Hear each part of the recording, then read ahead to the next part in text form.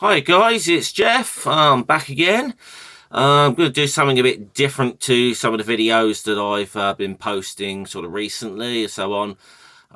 Like I said, didn't want to do any more videos about Onision. Don't even really want this to be me having a rant channel in general or anything, although there usually is stuff that I find that I need to vent about and so on. But I wanted to do something just a little bit different, a little bit more light-hearted today. Now, don't know how many of you out there, like me, might be fans of the older comic books and so on.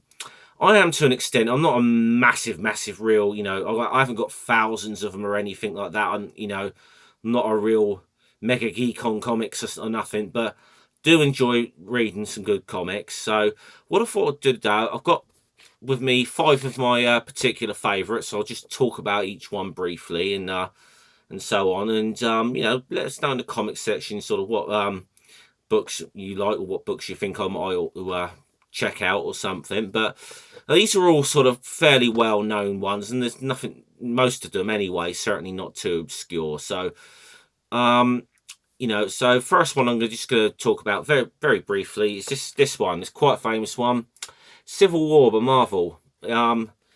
Book by this book by Mark Miller, Steve McNiven. Um, first sort of read this about a year and a half ago, I guess. It's just a very, yeah, it was just a very fun read for me, and it's kind of it's kind of almost a story of the sort of political polarization in a sense, and kind of almost got the readers in a sense to almost pick sides where those who don't know the rough idea or the rough plot of Civil War. You've got with the superheroes almost divided when the government sort of tries to put a registration act on them and make them sort of become public servants and so on. There's this one faction that looks behind Iron Man that's all sort of for this idea. The other faction behind Captain America is kind of somewhat more skeptical about what they might be made to do, or what sort of would they be forced to do some sort of sort of things, controversial stuff along foreign policy lines and so on. Very good book. One of my favorite Marvel ones, without a doubt. And yes, definitely would recommend anyone, even if you're not really a big comic book fan, check this one out. Next one, this one, Dark Knight Returns. Now, probably one of the most famous sort of comics or graphic novels you know ever written. It's written by Frank Miller, with Klaus Janson and Lynn Varley. Gotta say right off the bat, you know Frank Miller as a person and so on, some of his views I do not agree with. I think he's a bit of a dick, to be honest. He's I'm Watson, but he's a talented dick. He can write some damn good books. This one, one of them, as I said, one of the most famous comics or graphic novels of all time.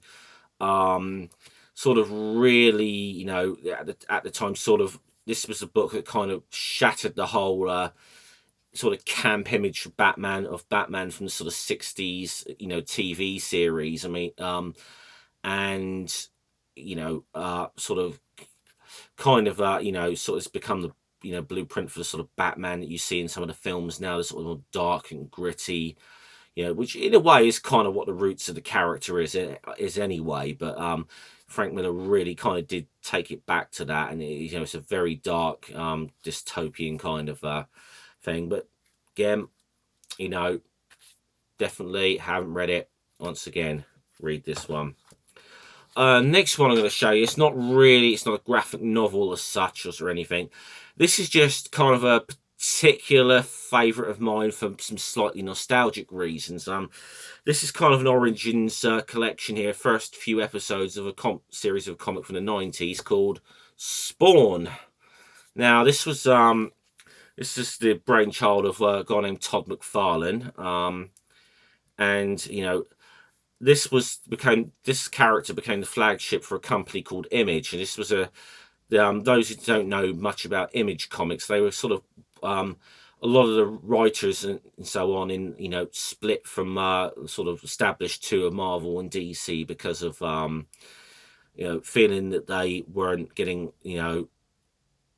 necessarily fair compensation or fair sort of ownership or anything of the characters they created. So they kind of set this new company up with the idea of the creators having a bit a bit of control.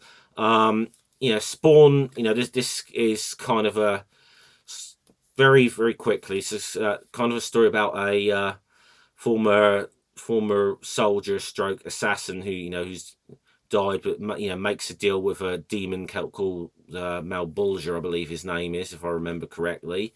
But he ends up coming back to Earth as a hell spawn, and sort of a agent of hell, really, but kind of fights against the demons at the same time, sort of.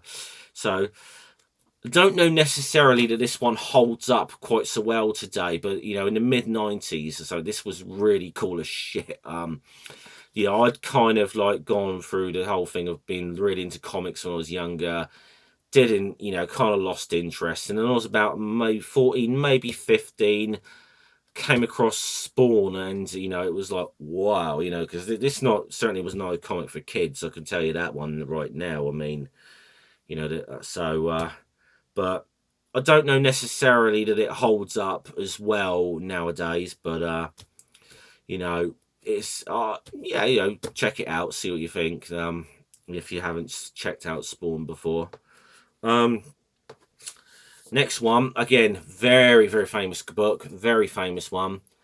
This is one called The Watchmen, written by Alan Moore, illustrated by Dave Gibbons. Alan Moore, one of my personal favourites of any of comics, in that he writes, brilliant writer, eccentric guy, but brilliant writer. And this is sort of one that really, this book was one that really sort of turned the whole sort of superhero genre on its head, in a sense. I mean, some people even say that it destroyed the superhero notion. You've got these group of heroes that are all very, very flawed characters, and not even necessarily that likable in some of the stuff they do and so on. And a bit political as well, this book. But again, this is just a great book, full stop. No, I'm not just comics. This is just a great read. This thing. And last but not least, and this again, personal favorite of mine. Now, there's been a film made of this. Well, it's been a film made of a lot of these books anyway, to be honest. But this is again Alan Moore. This one, V for Vendetta. Now, probably all know these the Guy Fawkes masks, and that's from the those it's become a bit of a symbol of sort of groups like Anonymous and so on, and people, a lot of protest movements and so on.